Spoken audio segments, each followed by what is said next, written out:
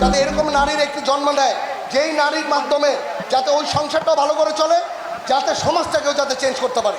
কারণ নারী হলো, আমি বলবো যে আমাদের দেশ নেত্রী বেগম খালেদা জিয়া একটি আপসীন নেত্রী ছিল। ওনার দ্বারা এই দেশকে চেঞ্জ করেছে, ওনার দ্বারা এই গণতন্ত্র এসেছে। আমি বিশ্বাস করি রূপগঞ্জের প্রতিটি নারী, স্পেশালি কাঞ্চনের নারীদের আমি এইভাবে করে গড়ে তুলতে চাই যে বেগম খালেদা জিয়াকে দেখে মানুষ যেমন ইন্সপায়ার হয়, ওনাকে দেখে এরকম ইন্সপায়ার হবে, যাতে রূপগঞ্জে প্রতিটি ঘরে ঘরে বেগম খালেদা জিয়ার মতো নেত্রী যাতে জন্ম নেয়, যাতে ওনাদের মাধ্যমে সারা রূপগঞ্জ, নারায়ণগঞ্জকে, বাংলাদেশকে যাতে আমরা চেঞ্জ করতে পারি। আমরা এই দিকে আগায় যাচ্ছি। আপনারা এখানে দেখতে পাচ্ছি বিগত 17 বছরে যেইভাবে করে শাসন করেছে, যা করেছে, যে কাঞ্চন হলো ঢাকার একদম পাশেই একটি সবচেয়ে আকর্ষণীয় একটি জায়গা, কিন্তু এইখানে মৌলিক চাহিদার জন্য কোনো ব্যবস্থা নাই।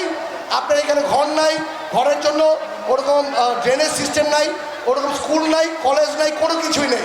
এটা একটি পৌরসভার নামকে অবস্থা একটি পৌরসভা ডিক্লেয়ার দিয়ে রেখেছে। যেই পৌরসভাটা হওয়ার কথা ছিল বাংলাদেশের ভিতর সবচেয়ে আকর্ষণীয় একটি পৌরসভা, কিন্তু দুঃখের বিষয় আমাদের যারা যারা নেতৃত্ব দিয়েছেন তারা কখনো এইদিকে কখনো টাকা নেয়। আর নারীদের নিয়ে আমাদের অনেক প্ল্যান আছে, যাতে নারীদের দিয়ে বিভিন্ন ট্রেনিং প্রোগ্রাম করে দিয়ে ওদের যাতে বিভিন্ন জায়গায় বিভিন্ন চাকরি যাতে ব্যবস্থা হয়। আজকে নারীরা যদি সত্যভাবে দাঁড়ায় তাহলে এই দেশকে টোটালি চেঞ্জ করা যাবে। দেশকে চেঞ্জ করার জন্য নারীর অগ্রাধিকার ভূমিকাটাই হলো সবচেয়ে বেশি দরকার। আরেকটি হলো আজকে 31 দফার জন্য আমরা এখানে এসেছি, যে 31 দফায় আমাদের নারীদের বিভিন্ন কার্ড দিবে, বিভিন্ন ফেসিলিটিস দিবে, এই ধরনের আমরা আলাপ করছি, যাতে আমাদের দল ক্ষমতায় আসলে যেই নারীদের যেই অগ্রাধিকারটার ব্যবস্থাটা করেছে এই জিনিসটা প্রতিটি ঘরে ঘরে পৌঁছে দেওয়ার জন্য আমি এখানে এসেছি।